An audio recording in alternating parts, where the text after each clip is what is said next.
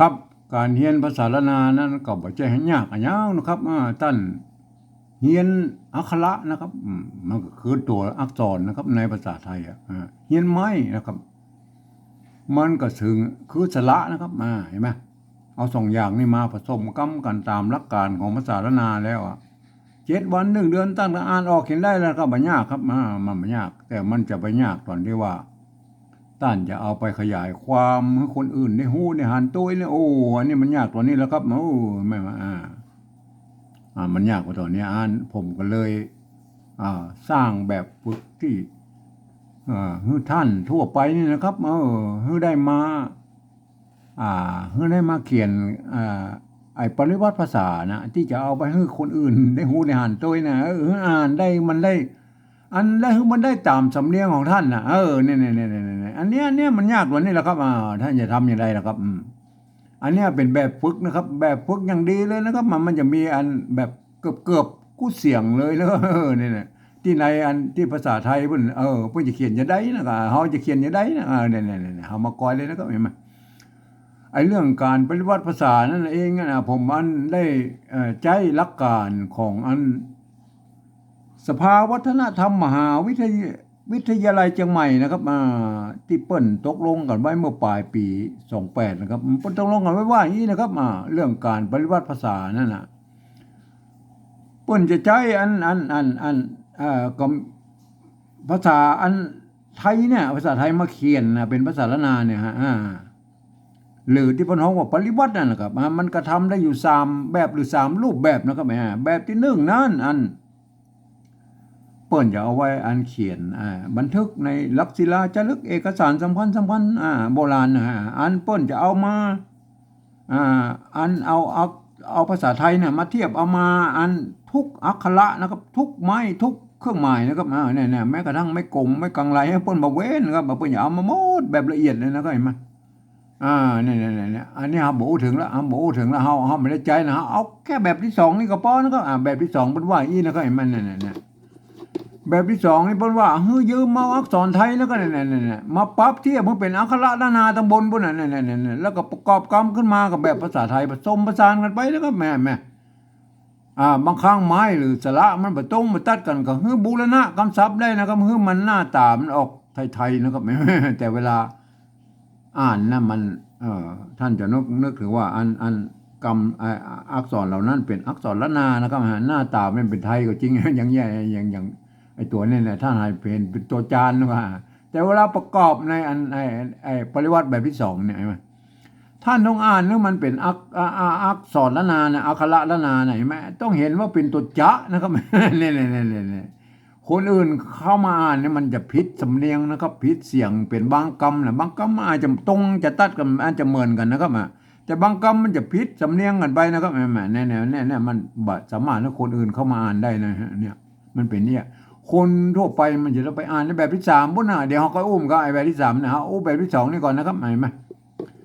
แบบที่2นี่เอามาดูเลยนะครับท่านลองดูนะครับอันนี้ตัวจะนะครับมันเนี่ยเฮาก็ยืมตัวจอจานมาเป็นได้มั้ยอันนี้หรอไม่โทนะครับไม่โทเนี่ยไม่โทเนี่ยไม่ขอจ้างกับไม่โทเนี่ยไม่โทไม่กาสลายเนี่ยอันนี้หรอตัวง่ะใช่มั้ยอันนี้อ่านว่าอย่างอ่านว่าจ้างนะครับจ้างเสียงโทพิเศษนะครับอันนี้ปริวัติกับตัวจะนะครับไม่ขอจ้างนะครับไม่กานะตัวง่ะนะ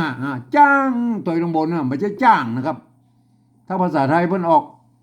ได้เสียงแค่เสียงโทปกติจ้างนะครับจ้างเนี่ยเอาแล้วนะจ้างมันมีตัวนี้เห็นมั้ยเนี่ยตัวจะเห็นมั้ยอันนี้ตัวจะนะครับยืมตัวชอช้างมาเป็นตัวจะเห็นมั้ยเนี่ยไม่เอกนะไม่เยาะนะไม่กาตัวง่ะนะตัวง่ะเห็นมั้ยเนี่ยอันนี้ตัวจะเนี่ยเปิ้นออกเสียงโทปกตินะมาเปิ้นใจตัวจะเขียนแล้วก็มาจ้างนะครับอันนี้อ่านว่าจ้างนะครับจ้างตัดผมจ้างอย่างสปะสเปแล้วจ้างเห็นมั้ยเนี่ยอันนี้หรออันนี้ตัวจะไม่เยาะไม่กานะไม่ตัวง่ะเห็นมั้ยอ่านว่าจ้างเห็นมั้ยอันนี้มันจ้างเห็นมั้ยอันนี้จ้างไม่ใช่จ้างช่างนะครับไม่ใช่จ้างช่างนะครับ คนทั่วไปบ่สามารถเข้ามาอ่านได้เพราะเหตุนี้แล้วครับมันจะผิดสำเนียงนะครับเห็นไหมต้องอ่านว่าอ่านตามภาษาละนาตำบลพุ่นนะจ้างเสียงโทพิเศษอะจ้างนะอันนี้จ้างเห็นไหมเนี่ยจ้างเห็นไหมอันนี้ปริวัติแบบที่สองนะเพิ่นเขียนอย่างนี้เห็นไหมต่อไปนะครับมาต่อไปแถมมาอันนี้ตัวตะนะครับตัวตะก็ยืมตัวต่อเต่ามาไม่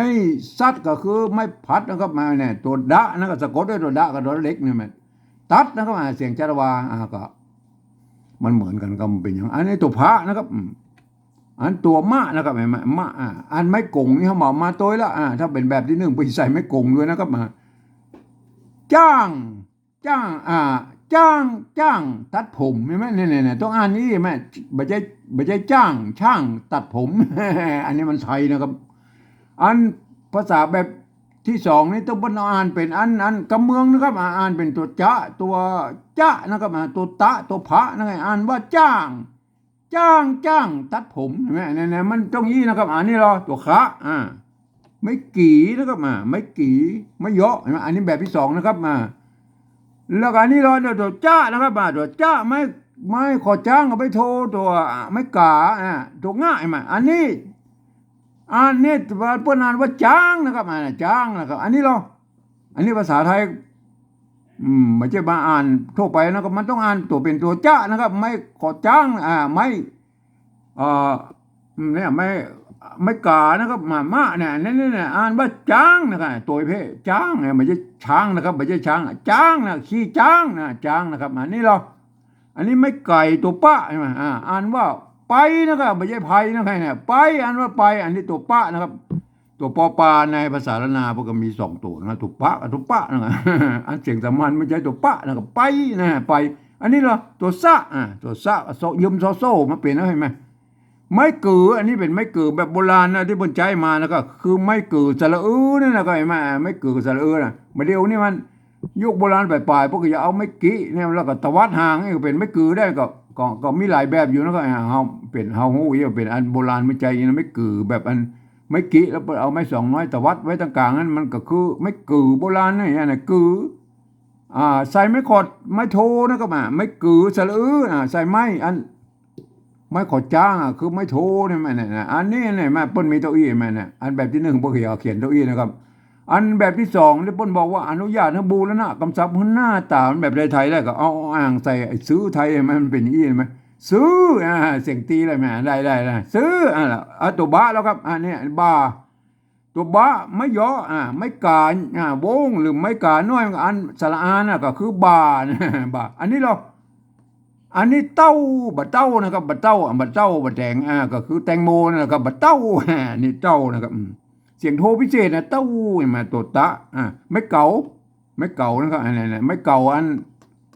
ภาษาละนาพี่มีไม่ชัดอยู่กำกับไว้ยี่นะครับแม่บางทีปุ่นกับมีไม่กงกำกับไว้เหมือนกับอันทำวิสานนะหรืออันเป็นบางที่นะครับละนาเป็นบางที่ผมเคยใช้ไม่กงกำกับไว้เพื่อมันบ่ฮื้อเป็นไม่โกบาลีนะครับปกติแล้วอันต้นแล้วเพิ่นเอาเนี่ยไม่เก็บควบไม่กานี่เป็นไม่โกบาลีนะครับพอมาเอามาเขียนเป็นภาษาชาวบ้านแล้วปกติใส่ไม่ซัดกำกับไว้นะครับหรือไม่กงนะครับก็ท่านก็โปรดเข้าใจนะอันนี้เขาปฏิวัติแบบที่สองเนี่ยมาตัวแล้วแต่แบบที่หนึ่งไปเอาไม่ซัดมาตัวนะครับแบบที่สองเนี่ยเอาแค่ไม่กดจ้างเนี่ยไม่กดจ้างก็คือไม่โทเนี่ยเอามาแค่นี้เต้า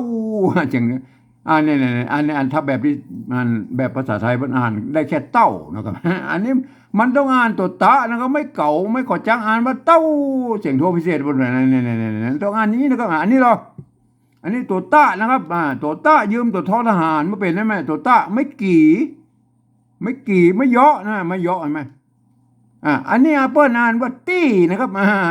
ในภาษาละนาเปิ้ลอ่านว่าตี้นะครับใช่ไหมตี้นะครับตี้นะครับอันนี้เราตัวตะไม่กี่ตี้นะครับตี้เหมือนกันใช่ไหมตี้เหมือนกันตอนปตี้ไม่ใช่ที่นะครับตี้อันนี้เราอันนี้เขียนผิดไปนะครับโทษทีมันตัวคะนะครับตัวคะตี้อันนี้เราตัวคะนะครับตัวคะโทษทีนะครับมันเขียนผิดไปแล้วตัวคะขอไข่ไม่ขอจ้างก็คือไม่โทรนะครับแม่อันนี้ตัว ไม่กาใช่ไหมตัวง่ายมาอันนี้ข้างเต้าข้างไอ้มันเต้ากันนะเสียงโดพิเศษนะข้างใช่ไหมอันนี้เนี่ยคนทั่วไปบ่สามารถมาอ่านได้นะแบบที่สองเนี่ยมันต้องเหี้ยแบบภาษาละนาอะไรอันมันไม่ได้นะอันนี้เนาะไม่โกหงนะครับหงไม่โกนะครับอันนี้ตัวละนะครับเห็นไหมอันตัวง่ะนะไม่โกงเข้ามาตัวละเห็นไหมอ่านว่าหงนะครับแม่เนี่ยอันนี้เขียนแบบอันเจ้าละนาแต่ยวนเชียงใหม่นะปนนิยมใส่ไม่กงใส่มันสองไม้เลยนะครับปนนิยมอย่างอี้นะครับแต่ถ้าเป็นไตลื้อตังละปางแป้นนั่นมันเอาปนใส่ไม่กงนะฮะปนเอาไม่โกก็พอแล้วมันก็โฮงนะครับอ่านว่าโฮงเนี่ยอ่านตัวละเนี่ยนั่นนะภาษาในภาษาละนาเนี่ยปนใจแตนตัวหะมันตั้งแต่ต้นนะตั้งแต่ยุคต้นโบราณยุคต้นที่ปนเขียนอันภาษาใหม่ๆแล้วนะครับก่อนท่านจะไปเข้าใจผิดนะครับว่าเอาตัวหะมาเขียนไม่ใช่นะครับมันใจอันตัว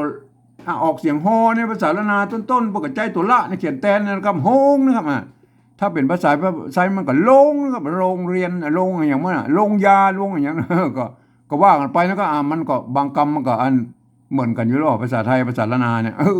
มันเกิดมาจากที่เดียวคือพ่อขุนรามคำแหงเนี่ยมันก็เอาโอเคนะครับเห็นไหมอันนี้อ่านว่าโฮงนะครับเนี่ยอ่านว่าโฮงนะครับไม่ใช่โรงนะครับอ่านว่าโฮงเนี่ยเพื่อคนอื่นทั่วไปมาอันนี้อันนี้ตัวยะครับอันนี้ตัวยะนะครับเปิ้นอันโบราณแล้วเปิ้นใจอันตัวอยนะครับอยนะครับอยตัวอยเนี่ยอยู่ยาอย่างยากเนี่ยมันออกเสียงยอยักษ์ไทยนะก็เนี่ยโยงนะอ่านไม่กาอ่านว่ายานะก็เนี่ยยาเพราะเบื่อมันเข้าใจผิดหน่อยท่านเก่าเว้นวรรคไม่น้อยนะก็เห็นไหมเนี่ยมันเป็นยี่มันเป็นตัวพิเศษเลยเห็นไหมโฮงยาเนี่ยไม่ใช่โฮงยานะครับไม่ใช่โฮงยาโฮงยาเนี่ยอันนี้นะเนี่ยมาดูตัวต่อไปนะครับ อันนี้ตัวเนี้ยนะครับเนี่ยตัวเนี้ยเนี่ยบรรพบุรุษตั้งแต่โบราณแล้วบนยืมตัวยอยักษ์มาเป็นแล้วก็เนี่ยตัวยอยักษ์เนี่ยมันเนี่ยตัวยอยักษ์มาเป็นแล้วก็ตัวเนี้ยเนี่ยอันไม่ซัดก็คือไม่ผัดเนี่ยอันนี้หรออันนี้ตัวง่ะอันนี้ตัวเนี้ยเนี่ยตัวยอยักษ์เนี่ยเพิ่นยืมมาเป็นตัวเนี้ยนะครับเห็นไหมอ่านว่ายังนะครับเนี่ยยังเนี่ยอันนี้ก็ยังเนี่ยเนี่ยโฮงยายังเห็นไหมท่านถ้าขั้นเขียนอย่างนี้หรอครับเนี่ยจะคือมันหน้าตาแบบไทยๆเนี่ยเขียนด้วยเป็นโฮงยาโฮงยายังเห็นไหมเนี่ยเป็นยี่ไหมเพราะนั้นเราก็ต้องแยกเสียงให้ถูกนะครับจึงออกเสียงยอยักษ์ไทยหรืออันเสียงยอยักษ์ละนาแหละครับอันนี้โฮงยานะครับออกเสียงยอยักษ์ไทยเขาก็เอาใส่เนี่ยเนี่ยโฮงยานะครับอันนี้อ่านว่าโฮงยานะครับอันนี้อ่านว่ายังนะครับเนี่ยโฮงยายังเห็นไหมเนี่ยมันต้องแยกกันให้ถูกนะครับอันเก้าเง่าภาษาพ้นมาอย่างใดหรอกครับเขาก็ปฏิวัติไปตามนั้นไม่ใช่พลิกแพงเอาหน้าเอาแบบภาษาไทยมาเขียนมาใจนะครับมันเป็นภาษาปริวัตินะครับมันต้องไปมันต้องไปอู้กับคนอื่นนะที่มันหมูเรื่องนะมันต้องอู้นะครับเอาเขียนอันเนี้ยหูไว้ว่าเป็นหงยานะครับยังนะอันนี้ยังเนี่ยมาต้องอ่านมาอีนะครับอันนี้ต่อไปแล้วครับตัวนี้ตัวบะนะครับไม่ย่อไม่กาบ้าแล้วอันนี้เราอันนี้ตัวละนะครับไม่กูนะครับอันไม่ขดจ้างหูนะครับเนี่ยไม่ใช่รู้นะครับอ่านว่าหูนะครับตัวละเนี่ยเพิ่นเอาเขียนเสียงฮอในภาษาละนานะครับตั้งแต่เก้าเง่าแล้วนะครับเห็นไหมผมก็ได้แสดงให้พอตั้งหลายครั้งแล้วนะครับเห็นไหมอ่านว่าหูนะครับไม่ใช่รู้นะครับมันหูกับรู้เนี่ยมันแยกกันไปแล้วปกติแล้วมันก็มีที่พ่อขุนรามก็แห่งนั่นมันแยกไปทางใต้มันก็รู้นะครับมันแยกทางเหนือก็หูนะครับเนี่ยมันก็เป็นอย่างนั้นนะครับมันเป็นอย่างนั้นพวกก็เลยเอาตัวละนี่เขียนนะครับเห็นไหมเนี่ยมันไม่ใช่เอาตัวห้ามาเขียนนะตัวห้ามันมาเกิดมาที่หลังนะมันใช่แล้วก็มันเพิ่นเอาไว้เขียนภาษาอื่นๆนะครับภาษาต่างประเทศด้วยนะเนี่ยภาษาจีนภาษาอังกฤษด้วยตัวห้าตัวฮอออกเสียงฮอนะอันตัวฮอเนี่ยอันภาษาละนาเพิ่นใช้ตัวละเขียนแทนแล้วก็ฮูเนี่ยก็ฮูอันนี้เราตัวว่าไม่เยาะก็ไม่เอกนะครับไม่กาว่าเห็นไหมฮูว่าอันนี้เนี่ยฮูว่าเห็นไหมหูว่านะครับเนี่ยหูว่าอันนี้เราหูว่าแล้วนะครับอันนี้เราอันนี้ตัวจะนะครับ อันนี้ตัวจะเห็นไหมอันนี้ตัวจะตัวจะกับตัวจอจานเนี่ยไหมจอจานจะใส่ไม่กะก็ได้บ่ใส่ก็ได้นะก็ตัวจะไม่ต้องใส่ก็ได้เนี่ยไม่ต้องใส่ก็ได้พวกอ่านว่าจะได้ไหมจะเห็นไหมอันนี้จะเห็นไหม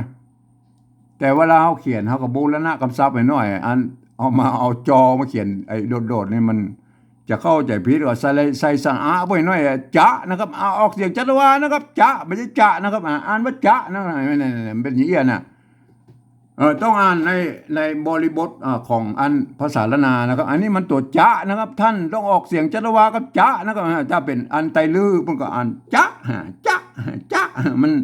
มันก็เลยเอาจะเสียงจัตวานี่มันม้วนไปเสียงติ้วนะอันนี้มันก็ไปทำแดงอันนี้ผมอู้ถึงอันนี่เป็นสำเนียงไตยวนเชียงใหม่นะครับนี่หรออันนี้ตัวไม่เก๋ตัวกะไม่เยอะตัวหน้าหางหน้าเนี่ยแก่นจะแก่นนะครับอันนี้เนี่ยแก่นเห็นไหมจะแก่นอันนี้เหรอตัวตะอันเต้านะครับไม่เก่าตัวตะตัวตะไม่เยอะอันไม่เก่าใช่ไหมอันนี้ก็เหมือนเราบอกอธิบายตะกี้แล้วไม่เก่าคือไม่ซัดจะเอากำกับไว้เฉยๆนะครับแบบที่หนึ่งพวกก็อย่าเอาไม่ซัดมาตัวนะครับแบบที่สองให้เขาก็บอกต้องเอามาละเขาก็เอาแค่นี้นะครับอันนี้อ่านว่าเต้านะครับไม่อ่านว่าเต้าไม่ใช่เท่านะครับเนี่ยมันเป็นอย่างนี้นะมันเป็นอย่างนี้ภาษาละนาภาษาไทยภาษาไทยเป็นอ่านว่าเท่านะครับอันภาษาละนามเอาก็เต้านะอันเสียงระดับเดียวกันนะคือเสียงโทปกตินะครับแต่เพียงแต่ว่ามันออกเป็นเสียงทอกับตอเต้าอ่านเนี่ยอันนี้ว่าอ่านว่าเต้านะเต้าใดนะเนี่ยอันนี้ก็อ่านว่าเต้านะครับอ่านว่าเต้าไม่ใช่เท่านะครับอันนี้รอไม่ไก่ตัวดะเห็นไหมตัวดะตัวดะก็ไม่ไก่กับตัวดะก็อันนี้นะอันใดนะก็อ่านใดพอดีมันก็อันภาษาไทยบนใจไม้ม้วนกับใดเนี่ยเขากับบูรณะคำศัพท์ไปหน่อยแล้วก็มันเป็นหน้าตามออกแบบไทยๆหน่อยก็เต้าใดได้อะไรมาเต้าได้แล้วนั้นได้ไปท่อนละอันท่อนสุดท้ายแล้วครับบาลังบาลังเห็นไหมอันนี้บาลังตัวบะไม่เยอะไม่กะบาแล้วลังเสียงโดพิเศษเห็นไหมตัวละนะครับตัวละตัวละก็ใจห่อรอเนี่ยไม่ขอจ้างไม่โทเนี่ยไม่กะตัวง่ายไหมล่างเนี่ยมันล่างอันเนี้ยเสียงโทพิเศษนะครับไม่ใช่ล่างนะครับถ้าอ่านแบบไทยมันล่างมันโทปกตินะครับล่างอันนี้หรออันนี้จะเห็นไหมเสียงเอกอันหน้ามันจะเห็นไหมอันหน้ามันจะอันนี้มันจะเห็นไหมจะมันเสียงเอกหรือก็แม่ตัวจะไม่เยอะไม่กะอันไหนเนี่ยจะเห็นไหมต้องเอามาตามนั้นเห็นไหมตามที่มันมีนะก็จะเห็นไหมเฮาต้องมาแจ้เอาไทยมาเทียบนะครับอันนี้มันเขียนเอาภาษาไทยมาเทียบเป็นภาษาละนานะครับแต่เวลาอ่านมันก็ต้องอ่านแบบภาษาละนาตัวจะไม่เยอะไม่กะอ่านว่าจะเห็นไหมอ่านว่าจะเสียงเอกนะครับอันนี้เราจะตัวจะไม่กะตัวงะจางจะจางอันนี้จางนะฮะไม่ใช่จางนะฮะจางใช่ไหมเนี่ยจางอันนี้ตัวจะไม่กะตัวงะนะฮะอันนี้เราไม่แก่ตัวจะไม่แก่ตัวจะตัวดะสะกดด้วยตัวดะแล้วมีไม่กะอยู่เนี่ยคืออย่างนี้เอามาใส่เปิ้ลอันนี้เปิ้ลอันไอ้แจ๊ดเนี่ยถ้ามามีมันแจ๊ดนะครับมันเนี่ยแจ๊ดถ้าว่ามีไม่กะอย่างนี้มันอ่านว่าแจ๊ดนะครับมันเนี่ยแจ๊ดเสียงเอกนะครับอันเปิ้ลใจไม่แกะนะครับเป็นแจ๊นะครับไม่แกะเป็นแจ๊แล้วก็ใส่ตัวดะนี่ลงไปก็เป็นแจ๊ดนะครับแจ๊ดนะเสียงจัตวานะครับโปรดเข้าไปจ่วยเข้าใจไว้ตัวนะครับเปิ้ลอันนี้มันอันแจ๊ดเนี่ยเสียงจัตวาเนี่ยเปิ้ลตั้งต้นด้วยเอาไม้แกะเขียนนะครับอันตัวจะเห็นไหมแล้วก็สะกดด้วยตัวดะมันออกเสียงจัตวาแล้วก็แจ๊ดเห็นไหมแจ๊ดอันนี้อ่านว่าแจ๊ดเขาก็เทียบมาตามนั้นเห็นไหมเนี่ยมันจะไปเขียนแบบอื่นมาได้แล้วเขาเทียบมาแล้วก็เปิ้ลบอกว่าเอาภาษาไทยอักษรไทยนะอักขระอักษรไทยเนี่ยไปเทียบเอามาเนี่ยเทียบเอามาก็เทียบเอามาแล้วนะครับเนี่ยมันได้เป็นอย่างนี้ก็เอายี่น่ะยกเว้นอัน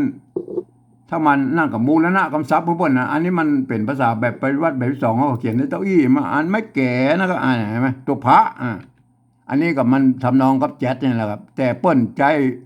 เปิ้ลเริ่มต้นมาจากไม่แก่นะครับไม่ใช่ไม่แกะนะครับเขาจะเขียนแบบต้นนี่ก็ได้ไม่แกะ จะได้แสดงให้ดูว่าอ๋อมันเสียงจัตวาเหมือนกันนะครับอันเนี่ยอันนี้มันถ้าเขียนเต้าเอี้ยมันแบบมีไม้ซัดนี่มันอ่านว่าแพทย์นะครับแพทย์เสียงเอกนะครับ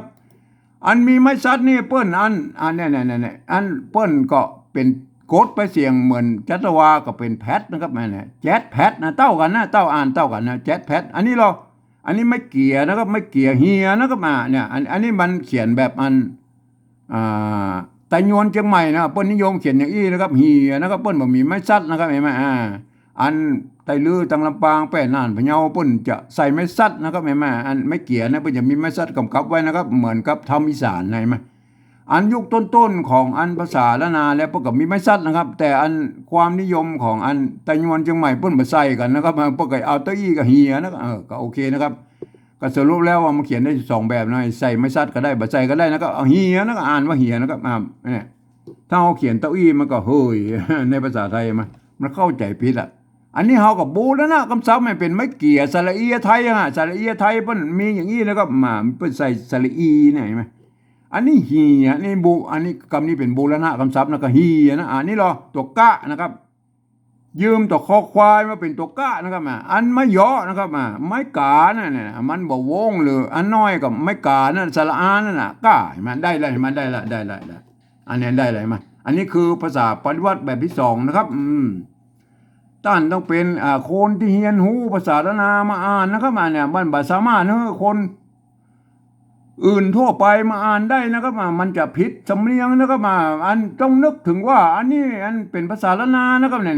ที่เขียนมาเนี่ยคือตัวจะตัวจะนะตัวตะตัวพะนะตัวคะตัวจะเห็นไหมตัวปะเห็นไหมเนี่ยมันต้องเป็นตัวตะนั่นน่ะตัวละนะครับเห็นไหมเนี่ยต้องท่านต้องเอาหลักการของภาษาละนาอ่านนะครับท่านต้องอ่านเป็นภาษาละนาก่อนนะครับแบกกลับไปเป็นภาษาละนาปุ้นถึงแล้วถึงจะอ่านได้อ่านว่าอย่างนี้นะครับเห็นไหมจ้าจ้างเสียงโทพิเศษนะครับจ้างเห็นไหมจ้างเสียงโทปกตินะจ้างตัดผมขี่จ้างไปซื้อบาเต้าเสียงโทพิเศษตี้ข้างเสียงโทพิเศษนะครับโฮงยาเห็นไหมโฮงยาออกเสียงยอยักษ์ไทยนะครับโฮงยา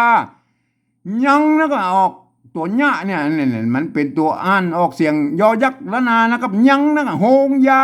ยังบาหูว่าบ่ตัวละนี่เปิ้นอ่านออกเสียงฮอนะครับหูว่าจะนะครับเนี่ยจะเสียงจัตวานะแก่นจะแก่นอันนี้อ่านว่าเต้านะครับไม่ใช่เท่านะครับเต้าใดเห็นไหมบาล่างเสียงโดพิเศษนะครับจะออกเสียงเองนะครับจางนี่มันไม่ใช่จางนะจางเจ็ดแพทเห็นไหมนี่เสียงจัตวาทั้งกู้เห็นไหมเจ็ดแพทเฮียก้ามันเสียงโทปกตินะก้าเนี่ยไม่ใช่ข้านะครับก้าเนี่ยเจ็ดแพทเฮียก้าเนี่ยอันนี้คือปริวัติแบบที่2เพิ่นเป็นอย่างนี้นะครับสำหรับการปริวัติแบบที่3นั่นน่ะอันหลักการอันที่เปิ้นอันข้อตกลงปลายปี28นะเปิ้นอันตกลงเอาไว้ว่าอย่างนี้นะครับของสภาวัฒนธรรมมหาวิทยาลัยเปิ้นตกลงเอาไว้อย่างนี้นะครับเปิ้นว่าอันฟังเสียงภาษาละนาตำบลเปิ้นเปิ้นอันอู้ออกมาจะได้ก็เอาภาษาไทยเขียนไปจะนานนะครับเปิ้นว่าอย่างนี้นะครับเปิ้นอู้กันสั้นๆเนี่ยแต่เปิ้นก็อย่าว่าลืมเกิดไปเนาะว่าอันภาษาอันไทยนะภาษาไทยมันเป็นระบบ5เสียงนะครับอันภาษาละนาของเฮามันเป็นระบบ6เสียงนะครับอันนี้มันมีปัญหาแล้วนะครับว่าการที่จะเอาภาษาไทยระบบ5เสียงนั่นน่ะมาเขียนภาษาละนาระบบ6เสียงมันบ่ได้ครบทุกเสียงแล้วครับแม่อันโดยเฉพาะอันเสียงที่มันเป็นเสียงโทพิเศษโทเมืองนั่นแหละครับแม่เนี่ยมันเขียนบ่ได้นะครับเพราะว่าเปิ้นมีวรรณยุกต์นะครับส่วนใหญ่ๆแล้วเปิ้นก็จะเปิกเอาขี้ตู้เอานะครับขี้ตู้เอามันอันเสียงอันเอาเสียงโทปกตินั่นแหละคือมันเป็นเสียงโทพิเศษเนี่ยแล้วก็อันตัวนู้นนะครับมันก็จะพลาบกันไม่หมดนะครับเดี๋ยวนี้เฮาไปพอนะมันจะพลาบนี่เลยนะครับเห็นมั้ยเอามากอยเลยนะครับเอามากอยแล้วนะครับผมเองนี่ผมอยากใช้จุดประดับไว้นะครับมันในเสียงโทพิเศษมาฟังเลยนะครับ อันตัวแรกนี่ภาษาละนาเพิ่นอ่านว่าจ้างจ้างเสียงโทพิเศษจ้างจ้างนะครับอันนี้จ้างจ้างตัดผมนั่นนะเห็นไหมเอาจ้างจ้างนะครับเอามากอยเลยนะครับอันนี้เนี่ยไหมแบบที่สองเนี่ยพวกก็อ่านว่าจ้างจ้างตัดผมใช่ไหมเนี่ยอันนี้หรอเนี่ยอันนี้ภาษาไทยเพิ่นเอาภาษาไทยมาเขียนนะเขียนเต้าอี้มันก็อันจ้างนะครับอันนี้เนี่ยเพิ่นอ่านได้แค่จ้างนะเสียงโทปกติเนี่ยจ้างเห็นไหมจ้างช่างตัดผม อันนี้แหละจ้างยื้อได้ครับจ้างนะครับเฮามาสะกดเลยนะครับจ้างนะครับจ้างเนี่ยอันจอจานนี่เป็นภาษาอันเป็นอักษรกลางในภาษาไทยนะครับป้นพันในกุเสียงนะครับอันอักษรอักษรกลางนะกจดตบปนะครับอักษรกลางจ้างอันนี้จ้างเสียงสามัญนะครับใส่ไม่เอกไว้จางไม่เนี่ยจางจางนะครับเสียงเอกนะครับอันใส่ไม่โทแล้วก็ไอ้จ้างเห็นไหมจ้างนี่แหละที่ตะกี้แล้วก็เขียนตะกี้เนี่ยแบบที่สองเนี่ยอันแบบที่สองเพิ่นอ่านจ้างนะครับเพราะอย่างอันมันเป็นตัวจ้านะครับไม่ก่อจ้างไม่กาตัวง่ะเนี่ยอ่านจ้างเห็นไหมอันนี้เหรออันนี้ตัวจอจานไม่โทสระอาตัวงงูอ่านว่าจ้างจ้างนะครับเพิ่นอ่านว่าจ้างนะไม่ใช่จ้างนะครับเนี่ยบางคนเอาขี้ตัวนี่ไปเป็นจ้างแล้วก็จ้างตัดผมนี่มันก็เลยพลาบกันมันว่าแล้วก็ไปมันเนี่ยมันก็เลยอันนั้นจ้างตัดผมมันก็ต้องเขียนเป็นอย่างอี้เห็นไหมเอาเปิบขี้ตัวไอ้จ้างนี่ไปเป็นไอ้จ้างนี่ไปเป็นจ้างแล้วไอ้จ้างตัดผมพวกจะต้องจอจานเขียนมันก็เขียนอย่างนี้ให้ไม่เป็นมันก็ยิ่งมันเป็นจ้างแล้วก็มาจ้างมันเป็นจ้างไม่ใช่มันอ่านไม่ได้เสียงไอ้จ้างนะครับจ้างเห็นไหมมันเขียนได้แค่จ้างเห็นไหมมันเขียนจะไปเปิบเอาไปเป็นจ้างไอ้จ้างตัดผมนี่ได้เลยล่ะครับแม่เนี่ยมันไม่ได้นะครับผมจะเขียนอย่างอี้นะครับแม่ผมจะเขียนอย่างอี้อันไอ้จ้างเนี่ยมันปที่เพิ่นเขียนมาได้นะในภาษาไทยเพิ่นเขียนมาได้ในภาษาละนาไอ้เสียงโทพิเศษน่ะผมก็เอาจุดประดับไว้อีนะครับเนี่ยตามแนวทางของอันการปฏิวัติภาษาในโลกเนี่ยตามที่เปิ้นอันอย่างเวียดนามเนี่ยเปิ้นเอาภาษาอาหรับิกมาเขียนเป็นภาษาของเปิ้นนะครับเปิ้นใส่จุดใส่หมวกใส่ขีดอย่างมั่วสะบะสะเปดเพิ่นเขาไม่ได้ตามเสียงของเปิ้นผมก็เหมือนกันนะครับไอ้เนี่ยอันที่ภาษาไทยที่เปิ้นเขียนมาได้เนี่ยไอ้จ้างเสียงโทพิเศษนะครับผมก็จุดประดับไว้นะครับเพื่อมันฮู้ไว้ว่าอ๋ออันนี้มันเสียงโทพิเศษนะครับอันนี้เป็นเหมือนกับวรรณยุกต์โทพิเศษนั่นแหละครับเห็นไหมอ่านว่าจ้างเห็นไหมอ่านว่าจ้างเนี่ยเสียงโทพิเศษแบบจ้างแล้วก็อันนี้จ้างคือตัวนี้อันจ้างแล้วกับจ้างเห็นไหมเนี่ยเห็นไหมเอามาสะกดให้ดูคำใหม่ๆก็ได้จ้างนะครับใส่ไม่ออกไม่เอกจ้างใส่ไม่โทจ้างนะครับใส่จุดเข้าไปจ้างเสียงโทพิเศษแล้วนะจ้างแล้วจ้างจ้างก็ใส่ไม่ตีก็ไม่ตีจ้างเห็นไหมจ้างอันนี้จ้างตัวใหญ่ๆนะอันนี้เราใส่ไม่ใช่ว่าจ่างจัดแพทนะจ่างน้ำป่าจ่างจัดแพทอะไรไหมได้กูเสียงเลยนะครับเขียนแบบผมเนี่ยโอเคนะจ้างเสียงโทพิเศษใส่จุดไว้นะครับเห็นไหมจุดจ้างต่อไปแล้วครับจ้างนะครับอันนี้จ้างตัดผมนะไม่ใช่ช่างนะครับไพรมันออกว่าช่างตัดผมกำเมืองเฮาอ่านว่าจ้างตัดผมจ้างตัดผมแล้วก็อันนี้ก็อ่านว่าอันนี้ตัวจ้าไม่เยาะนะครับแบบที่สองเนี่ยไม่กาอ่านว่าจ้างนะจ้างตัดผมเนี่ยมันจ้างตัดนะมันเปิ้นตัวตะนี่เปิ้นอ่านว่าตัดหน่อยตัดผมตัดผมเนี่ยอันนี้เฮาเอาภาษาไทยแบบที่สามนี่เฮาเอาภาษาไทยมาเขียนนะครับภาษาไทยมาเขียนเปิ้นอ่านว่าช่างนะครับไม่เนี่ยเฮาต้องเอาจอจานเขียนนะครับไม่จอจานเขียนแล้วนะครับไม่จ้างนะครับเอาไม่เอกจ้างเนี่ยบางคนก็เอาเนี่ยไปเป็นจ้างเปิบขี้ตู้ไปแถมมันเปิบหลายจันนะครับขี้ตู้หลายจันก็ผมบอกขี้ตู้นะครับผมเอาปริวัติตามที่เปิ้นอันเขียนมาได้ก็พออันที่เปิ้นเขียนได้ก็เขียนไปแล้วก็อันนี้จ้างนะครับใส่ไม่โทก็จ้างเห็นไหมได้เลยไหมจ้างเห็นไหมจ้างเห็นไหมเนี่ยอันนี้เราแบบที่สองนี่เปิ้นก็จ้างเห็นไหมประกาศว่าจ้างเห็นไหมเนี่ยแบบที่สองเนี่ยอันนี้เราแบบที่สามด้วยประกาศว่าจ้างเห็นไหมได้แล้วได้ยังเนี่ยได้เลยนะครับเห็นไหมถ้าท่านเขียนแนวทางของผมนี่ท่านจะเขียนได้กูตัวแล้วนะครับตามเสียงอันภาษา ได้กุศลเลยนี่ยกเว้นอันเสียงอันโทพิเศษเนี่ยที่มันเขียนมาได้หรืออันเสียงจัตวาเนี่ยบางตัวนะครับที่บางทีมันอาจจะผิดกฎผิดอย่างมันก็ว่ากันไปนะเขาก็ใส่ไม่จัตวาไปเหมือนกันภาษาเวียดนามนะเปิ้นเปิ้นก็ปริวัติให้ดูแล้วนะเปิ้นอย่าเอาภาษาอาหรับิกมาเขียนนะเปิ้นแล้วปกติใส่จุดใส่หมวกใส่ขีดอย่างโม้สปาสเปดไม่ได้ตามเสียงเปิ้นเอาตัวต่อไปนะตัวที่3อันนี้ตัวตะนะครับมาอ่านว่าตัดนะครับมาอ่านว่าตัดเสียงจัตวานะอันนี้แบบที่2เลยเหรออันเปิ้นก็อ่านว่าตัดนะตัวตะไม่ซัดนะอันตัวตะอ่านว่าตัดนะครับอ่านแบบที่3แล้วครับแบบที่3นี่เอาภาษาไทยมาเขียนนะครับมาตัวเต่าอันไม่ไม่พัดนะครับมาตัวเด็กนะครับอ่านว่าตัดนะมาเนี่ยเป็นเสียงมันเป็นเสียงเอกครับในภาษาไทยเป็นเสียงเอกเนี่ยเมื่อเอาภาษาไทยเขียนแล้วเราต้องอ่านแบบภาษาไทยนะครับยกเว้นไอ้ตัวนี่เป็นเสียงโทพิเศษเท่านั้นเห็นไหมจ้างไอ้นี่มันตัดเสียงจัตวาเขาก็ใส่ไม่จัตวาบ่ไงตัดเห็นไหมเนี่ยตัดเห็นไหมจ้างตัดอันนี้เหรออันนี้มันตัวภาษาละนาพวกกับผมนะครับอันนี้แบบที่2นี่กับผมนะครับแบบที่3มันผมเต้ากันนะเสียงจัตวานะบางครั้งมันก็เหมือนกันโลในภาษาไทยภาษาละนามันก็เหมือนกันเพราะว่ามันเกิดมาจากที่เดียวกันแล้วครับบางกรรมก็เหมือนกันนะครับมันจะผิดเพี้ยนสำเนียงต่ำอย่างเงี้ยอย่างบางตัวเต้าอันเห็นไหมไอ้ผมนี่เขาไม่ต้องมายุ่งไปละผมนี่มันได้ละอันตัวต่อไปแล้วก็อันนี้ขี้นะตัวขาไม่กี่ไม่เยาะนะอ่านว่าขี้เสียงเอกนะครับอันนี้ตัวขาไม่กี่ไม่เยาะขี้เสียงเอกนะอันนี้เราอ่านร่มเนี่ยแบบไทยนะแบบภาษาไทยเป็นตัวขอไข่สระอีไม่เอกนะครับอ่านว่าขี้เสียงเอกเหมือนกันโอ้เต้ากันแล้วไปนะครับแล้วไปอันนี้ตัวต่อไปแล้วครับตัวต่อไปเนี่ยอันจ้างนะครับตัวจ้านะครับไม่ขอจ้างอ่านว่าจ้างเสียงตีนะครับอันนี้เราแบบที่2นี่พวกเทียบมาตัวจ้าไม่ขอจ้างไม่กล่าวตรงนั้นอ่านว่าจ้างนะครับอันแบบที่3แล้วครับแบบที่3ถ้าเราเขียนอย่างนี้อันมันเป็นชอช้างไม่โทสระอาตัวงองูอ่านว่าช้างนะครับมัน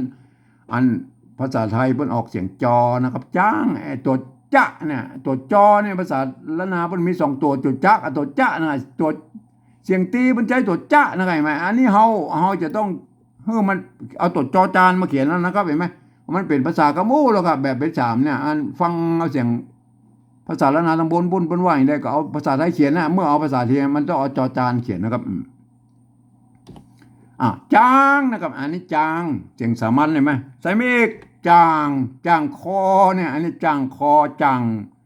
คอมันยอกจ้างคอมันยอกเห็นไหมอันนี้จ้างเนี่ยจ้างเนี่ยจ้างอันนี้จ้างอย่างจ้างตัดผมจ้างอันสลาจ้างอันอย่างโมสปาสเปนอันนี้จ้างเห็นไหมอันนี้จ้างใส่จุดเข้าไปแล้วจ้างเห็นไหมจ้างลูกจ้างเห็นไหมจ้างคนนั้นคนนี้มาไปนั่นไปนี่เห็นไหมจ้างลูกจ้างเห็นไหมจ้างแล้วก็จ้างเนี่ยได้ก็จ้างใส่มิตีไปจ้างได้ไหมจ้างใส่มิตีไปเนี่ยจ้างอันนี้จ้างตัวมันล่มใหญ่ๆนะจ้างแล้วเนี่ยใส่ไม่จัดว่าจ้างแจ็คแพดเห็นไหมได้กูกรรมนะครับเขียนแบบผมเนี่ยจ้างจ้างอันนี้จ้างตัดผมขี้จ้างเห็นไหมได้เลยนะเห็นไหมได้ตัวนี้แล้วนะครับตัวต่อไปนะครับตัวต่อไปอันนี้ไม่ไก่ตัวปะประนานว่าไปนะครับในภาษาละนาตัวปะเพิ่งก็มีตัวปอปลาเพิ่งมีตัวปะนะครับอักษรสูงอักษรต่ำเสียงสามัญไม่ใช่ตัวปะนะครับไปนะครับอันนี้เราแบบที่2นี่พวกอ่านว่าไม่ไก่ตัวปะอ่านว่าไปนะครับว่าไปอันนี้เราแบบที่3นี่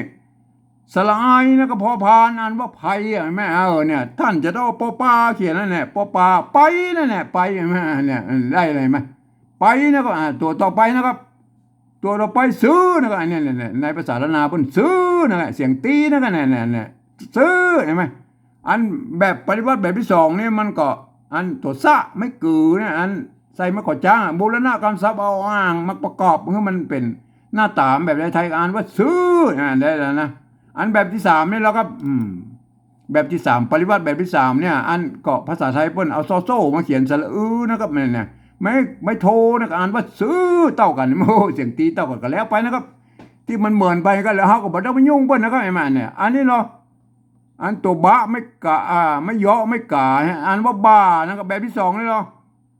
ตัวบะไม่เยาะไม่กาอ่านว่าบาเสียงเอกนะครับแม่บาใช่มั้ยอันแบบที่3นี่นะครับแบบที่3เพิ่นก็บ่ใบไม้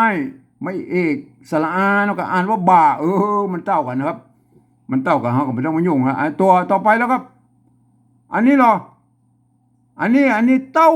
บ่าเต้านะครับเสียงโทพิเศษแล้วเนี่ยเต้าเห็นไหมเต้าเห็นไหมอันนี้เต้าเห็นไหมอันนี้เหรออันแบบที่สองนี่เปิ้ลก็อันนี้ตัวตะไม่เก่าไม่ขอจ้างนะอ่านว่าเต้าเห็นไหมอ่านว่าเต้าอ่านได้แล้วนะบ่าเต้าเห็นไหมอันนี้เหรออันแบบที่สามนี่เหรอครับแบบที่สามนี่มันอันนี้เนี่ยอันบ่านี่มันถูกแล้วเหมือนกันแล้วอันนี้ตั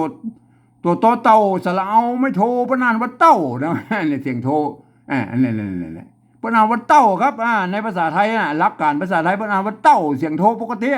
ท่านจะไปเปิ้ลว่าบัดเต้าไปบุ้นแล้วก็ตีนี่มันก็เลยไปตีไปนะเดี๋ยวดูเห็นไหมบัดเต้าเห็นไหมเอาสะกดเลยนะครับเต้านะครับใส่เมฆเต้านะครับเต้าแล้วเต้าเต้าเนี่ยเต้านะครับอันนี้เต้าเสียงโทเนี่ยมาเต้าไม่เอกเต้าใส่ไม่โทเต้านะครับเนี่ยเต้าเห็นไหมท่านเปิบเอาเต้านั้นไปเป็นเต้าเลยไอ้ตี้เนี่ยท่านจะเขียนยังไงแล้วครับ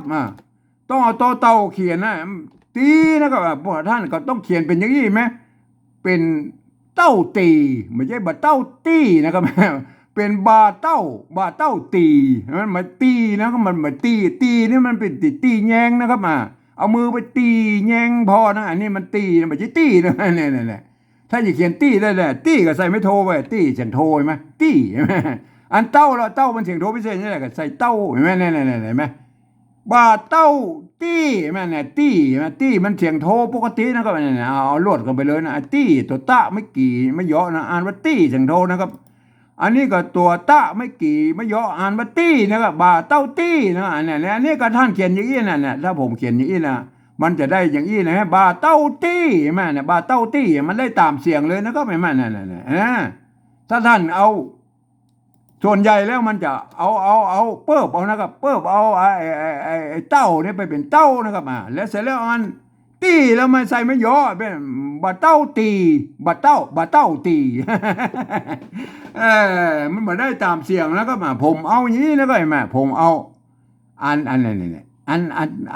อันเต้านี่เปิ้ลเขาบอกว่ามันยุ่งไปแล้วเปิ้ลเขียนเต้ากับเต้านะครับเต้ามันเสียงโทพิเศษเนี่ยใส่จุดเขาแบบบัดเต้าใช่ไหมตีนะครับตีนะครับไม่เอกตีนะมันตีนะว่าท่านไปเขียนอย่างเงี้ยบางคนก็เขียนเงี้ยก็มันตีนะครับตีพ่อตีแยงนะมันไม่ใช่ตีนะครับตีมันต้องใส่ไม่โทนะครับเนี่ยตีแม่บาเต้าตีเนี่ยได้แล้วยังบาเต้าตีนะครับบาเต้าตีอันนี้ข้างอันนี้ข้างเสียงโทพิเศษเลยข้างเต้ามันเต้าอะไรไหมข้างตัวขาไม่ขอจ้างไม่กะน่ะข้างเห็นไหมอันแบบที่สองนี่เราเพิ่งเทียบมาอันนี้ตัวขาไม่ขอจ้างอันว่าข้างเหมือนไหมอันแบบนี้เราอันแบบไทยเพิ่นอ่านว่าข้างเฉยๆนะเสียงโทเนี่ยเต้ากับอันนี้เนี่ยถ้ามันบัดใส่จุดบัดใส่อย่างบัดเปลี่ยนแปลงเพิ่นก็อ่านว่าข้างจะไปเพิ่มไปเป็นข้างได้แล้วครับใส่จุดไปนะครับโทพิเศษใช่ไหมโทพิเศษโทเมืองเนี่ยข้างเห็นไหมเสียงโทพิเศษเห็นไหมข้างบาเต้าตี้ข้างเห็นไหมเห็นไหมอันเสียงโทพิเศษเนี่ยอันวัดพระสิงห์เชียงใหม่เปิ้นใจตัวเอียงนะครับเปิ้นจะใจตัวเอียงอันเขียนนะครับเปิ้นห้องว่าเสียงตีเพี้ยนนะครับมันจะห้องเสียงตีเพี้ยนตีอันโทเมืองโทพิเศษอย่างจ้างมันก็อยู่ในระหว่างเสียงโทปกตินะครับเอาได้นะครับบาเต้าตี้ข้างอันนี้เหรออันนี้เนี่ยอันภาษาละนาเปิ้นโฮงนะครับตัวละเนี่ยเปิ้นออกเสียงฮอโฮงนะครับอันนี้เราแบบที่สองเนี่ยก็เอารอเรือไปเทียบไปเป็นตัวละเนี่ยประกาศว่าโฮงนะโฮงนะครับเห็นไหมอันนี้เราภาษาไทยมาเขียนอ่านว่าโรงเขาต้องเอาฮอนูเขียนแล้วก็โฮงเนี่ยอันนี้เราอันนี้ภาษาละนาพวกก็มีเนี่ยตัวยะเนี่ยเห็นไหมไม่กะอ่านว่ายานะครับออกสังเสียงยอๆไทยเห็นไหมอันนี้เราอันโบราณบรรพบุรุษตั้งแต่โบราณแล้วพวกก็เอาตัวอยเนี่ยเทียบไปเป็นตัวยะนะครับท่านอย่าไปเปลี่ยนเอาเพิ่นนะครับอันตัวยะเนี่ยไปเป็นอันนี้เนี่ยอยไปเป็นตัวยะเนี่ยเขาก็เทียบมาเอาอยเนี่ยไปเทียบมานะครับเป็นตัวยะออกเสียงยอยักษ์ไทยนะไม่กาสลายไหมอันแบบที่สองนี่ประกาศว่ายานะครับอันนี้มันตัวยะนะครับเนี่ยตัวยะนะครับอันว่ายานะครับเนี่ยขีด2 ขีดคือมัน แยกกัน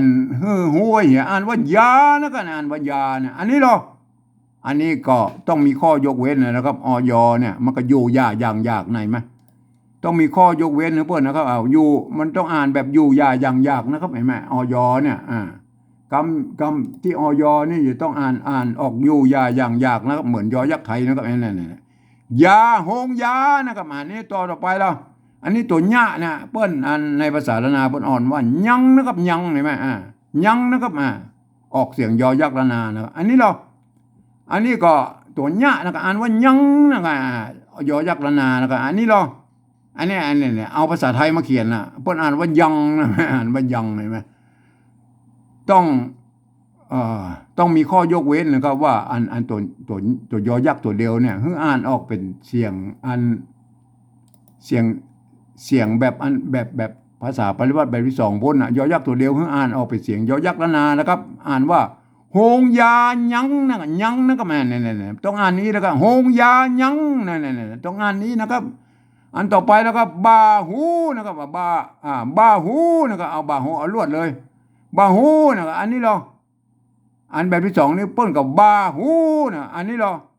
อันนี้บารูนะครับบารูเราต้องเอาอันตัวห้ามาเขียนแล้วไอ้หูนี่มันเอาหูแล้วว่าตัวห้าเขียนนะครับเอาตัวห้าไม่กูสระอูนะไม่กูสระอูใช่ไหมใส่ไม่โทไปกับหูเลยเห็นไหมบาหูนะครับอันนี้อันตัวระบายว่านะครับว่านะครับเห็นไหมอันไอ้แบบที่สองนี่เปิ้นกับว่านะครับเสียงโทปกตินะอันแบบที่สามเนี่ยเอาภาษาแล้วมาเขียนได้ตัวอีปก็ว่าเต้ากันใช่ไหมเต้ากันนะก็แล้วไปนะครับอันที่มันเต้ากันนะอันนี้ตัวต่อไปแล้วครับตัวต่อไปนี่มันจะนะครับเห็นไหมอันนี้เนี่ยตัวจะนะครับเห็นไหมเนี่ยอันนี้อันนี้ก็ตัวจะนะไม่กะเห็นไหมอันว่าจะเต้ากันเสียงจัตวาเห็นไหมอันแบบที่สามยังบอกหูว่าอันเนี้ยภาษาไทยเพิ่นอ่านว่าจะเห็นไหมนี่ได้ใส่ไม่จัตวาเพื่อนนะจะเห็นไหมยังบ่หูว่าจะเห็นไหมเนี่ยจะแล้วนะเห็นไหมได้แล้วแกนแกนเนี่ยก็อันแบบที่สองนี่พวกก็แกนก็ได้เต้ากันเห็นไหมแบบที่สามมันกับภาษาไทยพวกก็แกนเสียงเองกันได้ละเต้ากันก็บ่ต้องมายุ่งกันนะเต้ากันอันนี้อันนี้แบบตัวต่อไปเนี่ยเต้านะครับอันนี้เต้าเห็นไหมเสียงโทปกตินะเต้าเนี่ยตัวต้าเนี่ยในภาษาละนามันเต้านะครับอันนี้อันแบบที่สองนี่พวกกับตัวต้าเห็นไหมไม่ย่อประการว่าเต้านะครับเต้าใดเห็นไหมเอาเต้าใดล้วนเลยนะเต้าใดเห็นไหมใดเนี่ยก็บูรณะคำศัพท์เพื่อเป็นอย่างอี้เห็นไหมใดเห็นไหมอันแบบที่สามไอ้ที่สามนี่ถ้าเขียนอย่างอี้มันอ่านว่าเท่าใดนะครับมันต้องเอาต่อเต่ามาเขียนนะครับเต่านะครับเต่าอันนี้เต่าเสียงสามัญนะครับใส่เมฆเต่าเนี่ยบางคนเปิบเอาไอ้เต้าไอ้นี่เอาเต้าไปเป็นเต้าบางมาเขียนเต้าใดมันก็เป็นเต้าใดมันเป็นอย่างนั้นนะครับเต้านะครับเต่าอันนี้เต่านะครับเต่าแน่เต่านานะเนี่ยเต้านะครับเนี่ยเต้าเนี่ยดังนี้นะครับท่านบ่ต้องไปสนความหมายของภาษาไทยแล้วครับเขาเขียนได้ตามเสียงนะครับเนี่ยเปิ้นบอกปฏิบัติแบบที่สามเนี่ยเปิ้นบอกแล้วเอาภาษาไทยมาเขียนตามสำเนียงกำพูดเขาบ่สนใจแล้วมันเขาได้เสียงออกมากับพอแล้วก็เต้านะอันนี้เต้านะครับเต้าอันนี้ก็ได้เต้าได้ได้อะไรมาต่อไปแล้วครับบาล่างเสียงโทพิเศษอันนี้บาเนี่ยเขาหลายเตือนแล้วบาล่างเสียงโทพิเศษนะครับเห็นไหมล่างเสียงโทพิเศษอันนี้อันแบบที่สองเนี่ยก็บาล่างเสียงโทพิเศษเห็นไหมเนี่ยล่างนะครับอันนี้อันแบบภาษาไทยเนี่ยว่าเปิ้นอ่านว่าบาล่างเห็นไหมบาล่างเนี่ยตามแนวทางของผมแล้วผมก็จะไปวัดเอาจุดประดับไว้ยี่นะครับล่างในเสียงโทพิเศษบาล่างเนี่ยได้มาก็มาหลายตัวละเสียงโทพิเศษเอาจุดใส่นะครับบาล่างเห็นไหมตัวต่อไปแล้วครับตัวต่อไปอันนี้ตัวเนี้ยอันนี้ตัวจะนะครับตัวจะไม่ย่อเพราะนั้นออกเสียงเอกในภาษาละนาจะนะจะอันนี้อันนี้ในภาษาละนาพวกเทียบมาเต้าอี้ตัวจะไม่ย่อมาอ่านว่าจะเห็นไหมอ่านว่าจะเสียงเอกนะครับเห็นไหมจะเสียงเอกเห็นไหมอันนี้ในภาษาไทยนะตัวนี้เพิ่นอ่านเนี่ยเฮาจึงออกเป็นจะเสียงเอกแล้ว เฮาบ่ต้องใส่ไม่เอกนี่ก็ได้เพื่อก็ออกเสียงจะอยู่แล้วนะไงเนี่ยจะเห็นไหมเนี่ยก็เอาไปตามเสียงภาษาไทยไปเลยจะเห็นไหมนี่จะเสียงเอกนั่นน่ะบ่ต้องไปใส่ไม่เอกนะก็มาเนี่ยจะใช่ไหมอันนี้ตัวต่อไปแล้วครับอันนี้ตัวจะไม่กาตัวงะเนี่ยอ่านว่าจางใช่ไหมจางใช่ไหมอันนี้แบบที่สองนี่พวกก็อ่านว่าตัวจะไม่กาตัวงะอ่านว่าจางใช่ไหมอันนี้เหรออันนี้เอาภาษาไทยมาเขียนแล้วก็เนี่ยแบบที่สามเนี่ยอ่านว่าจางเห็นไหมจางเนี่ยเด้อใส่ไม่จะได้ว่าบ่น่ะจางเห็นไหมเนี่ยจางเห็นไหมเนี่ยได้ไหมจะจางเนี่ยอ่านว่าจะจางเห็นไหมอันนี้เหรออันนี้มันเอารวดเลยแจ็ตแพดเนี่ยแจ็ตแพดเนี่ยมันเอาจะเขียนไม่กะใส่ก็ได้ไม่ซัดก็ได้ก็อ่านออกเสียงจัตวาลตะกู้ใช่ไหมแจ็ตแพดใช่ไหมแจ็ตแพดนะครับใช่ไหมแจ็ตแพดนะครับอันแบบที่สองนี่เหรอแบบที่สองนี่ปกติเทียบมาเนี่ยตัวจะตัวดะตัวพระอันตัวไม่ซัดเห็นไหมไม่กะเห็นไหมพวกอ่านว่าแจ็ตแพดเห็นไหมอันนี้เหรออันแบบที่สามเนี่ยแบบที่สามนี่เปิ้นไหวได้นะเปิ้นไหวได้นะถ้าเขียนแบบนี้พวกอ่านว่าแจดะแพดนะแพดหรือแพดนะอันนี้อันเป็นเสียงเองแล้วแพดนะเป็นแพดได้ไหมเป็นแพดมันเอาจริงๆมันแพดได้แล้วก็อันก็บูรณะคำศัพท์ของมันเป็นแจ็ตแพดแล้วครับเห็นไหมเอาก็ลบไม่กะเอาไว้สระอะไว้ก็ใส่ไม่จัตวาเข้าไปเอาแจ็ตนะมันบ่มีเสียงนี่ในภาษาละนาก็ภาษาไทยก็เป็นยังแล้วก็เอาบูรณะเอาตามหลักการของอันภาษาเวียดนามบนว่านะไปใส่ไม่จุดใส่หมวกใส่ขีดในมั่วสปะเฮาก็ยืมเอาเอกโทติจัตวามาใส่ไอเสียงโมเราเนี่ยเป็นเสียงโดยเฉพาะเสียงจัตวานี่มันจางกับแจ็ตใช่ไหมจางแจ็ตอันนี้เราแพทนั้นมันเขียนอย่างนี้มันก็ได้แพทเอาจัตวาใส่แพทได้ไหมเนี่ยก็จะจางแจ็ตแพทใช่ไหมนั่นอันตัวต่อไปแล้วก็เหียนะก็อันเนี้ยเหียเหียนะอันนี้ภาษาอันละนาอันแบบไตโยนพวกก็เขียนอย่างนี้นะเพิ่นมีไม่ซัดนะครับก็โปรดเข้าใจไว้แล้วครับบูรณะคำศัพท์มันเป็นเหียไทยเห็นไหมเหียนะเหียอันนี้เหรออันแบบที่สามเนี่ยพวกก็เหียเหมือนกันเหียเหมือนกันมันเต้ากันแล้วไปแล้วก็แล้วไปเหียก็เหียนะครับอันนี้เหรอตัวสุดท้ายเนี่ยตัวก้านะไม่ย่อไม่กาอ่านว่าก้านะครับเสียงโทปกตินะว่าก้านะครับอันนี้เราตัวก้าตัวคอควายมาเทียบเป็นตัวก้าไม่ย่อไม่กาอ่านว่าก้าเท่ากันนะเสียงโทปกติไหมอันนี้เราเอาภาษาไทยมาเขียนแล้วก็เนี่ยตามหลักการงานปริวัติแบบที่สามของสภาวัฒนธรรมมหาวิทยาลัยเชียงใหม่เนี่ยเปิ้นบอกว่าเอาภาษามาเขียนนะอันนี้เปิ้นอ่านว่าข้าอ่านตามหลักภาษาไทยเปิ้นอ่านว่าข้านะต้องเอากอไก่มาเขียนนะครับกอไก่กอไก่มาเขียนอันนี้ว่ากานะครับกาใส่ไม่เอกหรอเอากาเห็นไหมเนี่ยถ้าท่านเปิบเอาไอ้เต้าไปเป็นเต้าเนี่ยท่านจะต้องเขียนอันก้าเนี่ยเสียงโทพิเศษเสียงโทปกตินะท่านจะเอามาย่ออย่างนี้มันเป็นกาครับมันเป็นกาจักกานะครับก็รู้ใส่ไม่โทหรอกกาเห็นไหมกาเห็นไหมเสียงโทปกตินะท่านจะทวีว่าเป็นก้าได้แหละครับเนี่ยเปิบเอาก้านี่ไปเป็นก้าเห็นไหมเนี่ยมันเปิบเอาจะเป็นขี้ตู้ดีครับภาษาไทยเพิ่นเขียนได้แค่ก้าก็ก้านะครับเห็นไหมอันที่เพิ่นเขียนมาได้ไอ้ก้าเนี่ยแหละก้าเก่งก้าเก่งอย่างก็ใส่ไม่โทใส่จุดไปเนี่ยก้าเสียงโทพิเศษนะก้าเสียงโทพิเศษก็ก้าไทยของบูรณะคำศัพท์ของเพิ่นเห็นหน่อยเห็นไหมก้าเก่งก้าเห็นไหมเนี่ยก้าอันนี้หรอถ้ามันมีจุดมันกล้าเห็นไหมกล้าเห็นไหมอันนี้มันเหมือนก็กล้านั่นนะครับเห็นไหมอันเอากล้าอันนี้เนี่ยกล้าเห็นไหมกล้าอันนี้กล้าแล้วนะฮะเสียงเต้าเนี่ยข้าเนี่ยกล้าเนี่ยนี่ก็กล้าอันนี้ก็กล้าเสียงโทปกตินะครับกล้าอันกล้าแล้วครับกล้าไปกล้าไปขายใส่ก็ใส่ไม่ตีมันหรอกเนี่ยกล้าขายใช่ไหมกล้าขายอันใส่จัตว่ากาใช่ไหมกาอันนี้แม่กาแม่อย่างกาดำไม่กาขาวอย่างนี้เห็นไหมพันแบบผมนี่มันได้กูเสียงนะกานะครับกาใส่ไม่เอกเห็นไหมกาเห็นไหมใส่ไม่โทกาเห็นไหมได้เลยไหมจะจางแจ็ตแพทเฮียก้าไม่ใช่ก้านะครับก้ามันต้องใส่จุดนะครับเสียงโทพิเศษใช่ไหมเห็นไหมการปริวัติเห็นไหมการปริวัติภาษาละนาเนี่ยมันยากนะครับมันยากเพราะว่าท่านจะต้องเอาอัน ภาษาไทยมาเขียนนะครับ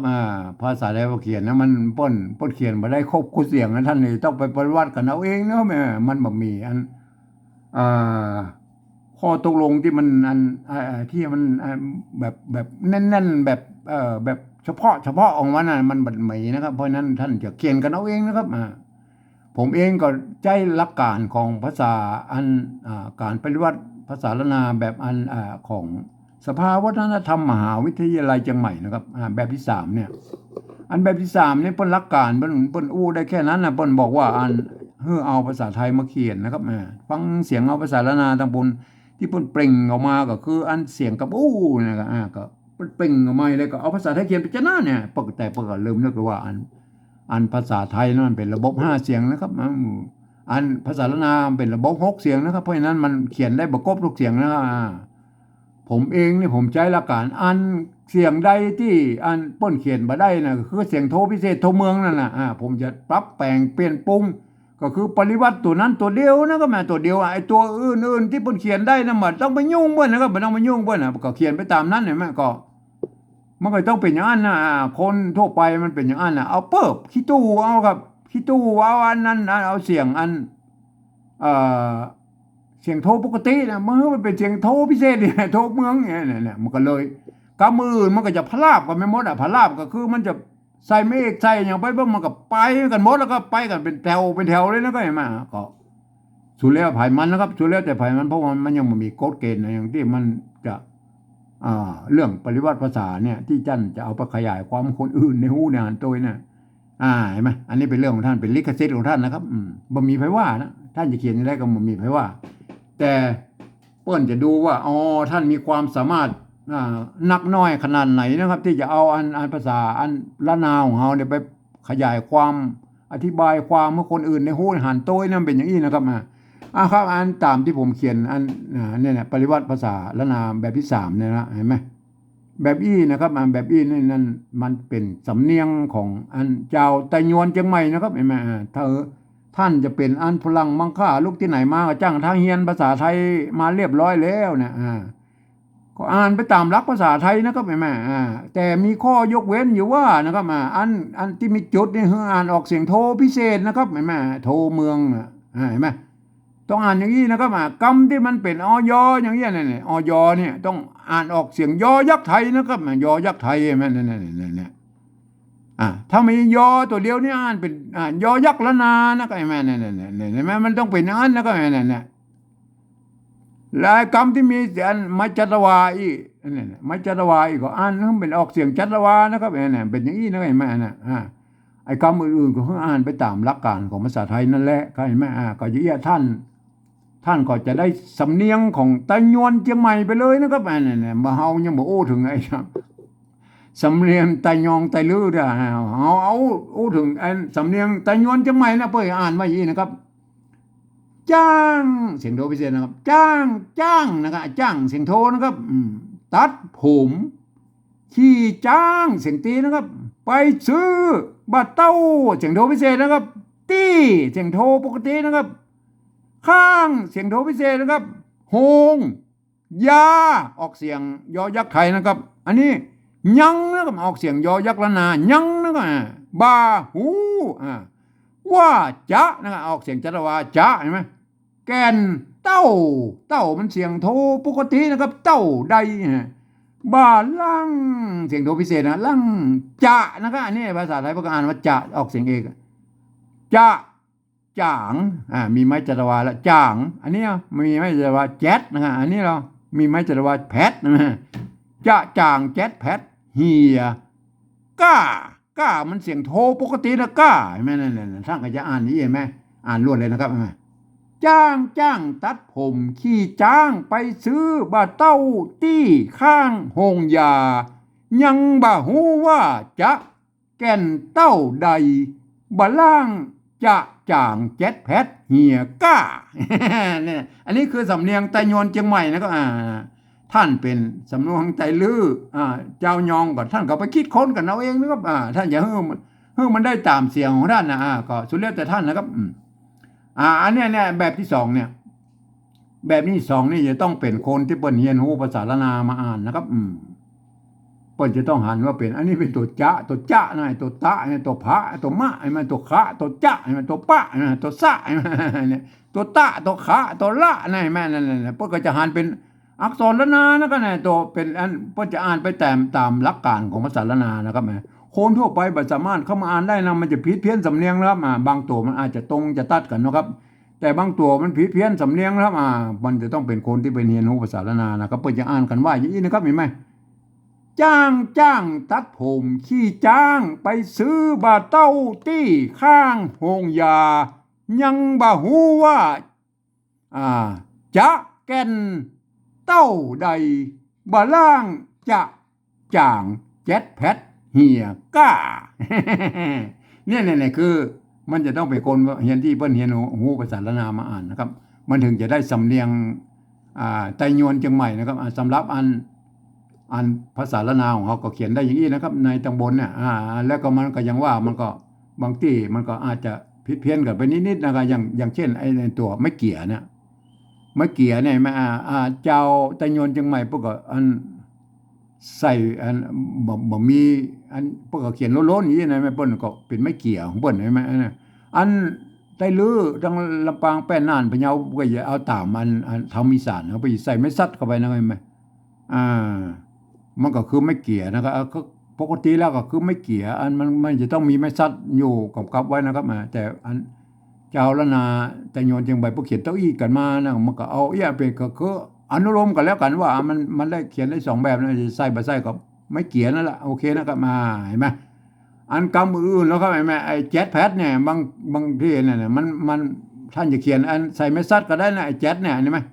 ใส่ไม้ซัดไม่ต้องบอกไม่แก๊สนะไม่แก๊สก็แล้วแต่นะไอ้แพดนี่จะใส่ไม่กะก็ได้ลบไม้ซัดเอาไว้นะมันก็แล้วแต่ท่านจะเขียนนะครับมันออกเสียงชัดว่าแจ็ตแพดหรอมาก็แล้วแต่อันจะนี่เราอันนี้จะใช่มั้ยตัวหน้านี่มันจะใช่มั้ยอันตัวนี้มันจะเสียงเอกไอ้ตัวหน้ามันจะเสียงชัดว่าใช่มั้ยท่านจะเขียนแบบใดก็ได้จะเอาจะหรือจะก็ได้ก็เป็นเรื่องของท่านนะใช่มั้ยคำอื่นมันก็ปอๆกันนะมันก็เต้ายังไอ้เรื่องเต้านี่มั้ยไม้เก่าเนี่ยบางทีเพิ่นก็ใช้ไม้กาวงใช่มั้ยบางทีเพิ่นก็ใช้ไม้กาน้อยก็แล้วแต่นะครับเพราะว่ามันเป็นไม้เก่านะครับมันไม่ใช่ไม้กานะครับถ้าเป็นไม้กาก็เป็นการบังคับนะครับไม้เก่านี่เพิ่นบ่ได้บังคับนะครับบ่ได้บังคับให้มันเป็นไม้กาวงนะครับแต่มันไผใส่ก็ดีเหมือนกันนะถ้ามันใส่แล้วมันบ่เติกข้างบนพุ่นนะครับมันก็เต้าง่ายมาแล้วมันก็เป็นนี้นะส่วนอื่นมันก็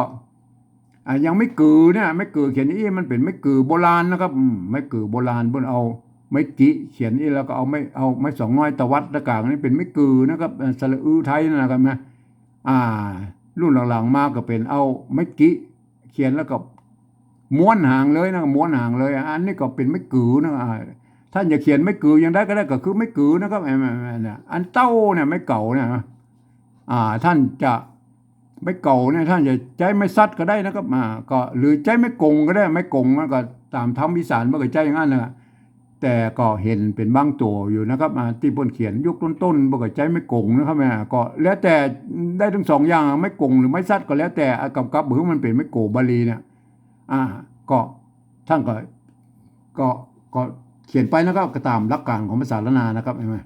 เพิ่นก็อ่านกันได้นะครับเห็นมั้ยเพิ่นก็อ่านกันได้อยู่นะครับเพิ่นก็อ่านไว้ตามนี้อันนี้เป็นการอ่านแบบสำเนียงไตยวนเชียงใหม่แล้วก็เพิ่นอ่านไว้อย่างนี้นะครับจ้างตัดผมขี้จ้างไปซื้อบะเต้าตี้ข้างโรงยายังบ่ฮู้ว่าจะแก่นเต้าใดบ่ล่างจะจ่างแจ็ดแพทเหียก้า ครับมันก็จะเป็นอย่างนี้นะครับเห็นมั้ยท่านก็ไปฝึกการปฏิวัติภาษานะครับเพราะว่าการที่เฮาจะไปอวดอู้คือคนอื่นได้ฮู้ได้หานตัวเนี่ยท่านจะต้องยืมเอาภาษาไทยมาเขียนนะครับที่มันใกล้เคียงกันหน่อยนะก็ถ้าจะเขียนแบบใดก็สุดแล้วแต่ท่านนะครับผมก็ขอฝากไว้แค่นี้นะครับวันนี้นะครับ